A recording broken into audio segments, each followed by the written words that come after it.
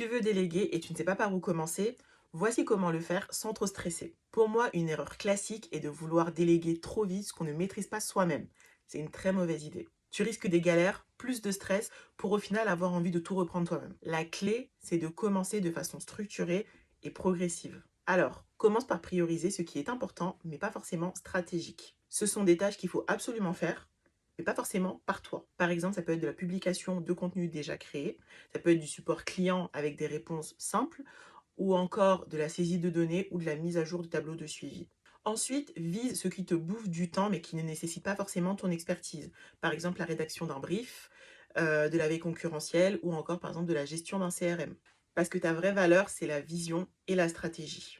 Et si vraiment malgré tout ça, tu as peur de déléguer, commence par des micro-tâches, comme par exemple répondre à des mails ou alors gérer ton agenda. Mais attention, la logique est différente si tu recrutes par exemple un profil expert comme un développeur. Là, c'est normal que tu ne connaisses pas tous les détails techniques. Ce que tu dois garder, c'est la vision du projet, tes besoins précis et tes critères de résultats, donc la qualité, le délai, le budget. En fait, ta force de leader, c'est d'exprimer clairement ce que tu veux, mais pas forcément de savoir tout faire. En commençant petit ou en cadrant bien tes besoins dans le cas d'un profil expert, tu restes le capitaine de ton navire, mais tu travailles aussi ta capacité à lâcher progressivement le contrôle. Au final, tu dois comprendre que déléguer, ce n'est pas décharger, mais c'est répartir intelligemment les tâches. Toi, tu pilotes et en fait, tes collaborateurs, eux, font avancer le navire. Dis-moi en commentaire ce que tu as besoin de déléguer et n'oublie pas de t'abonner.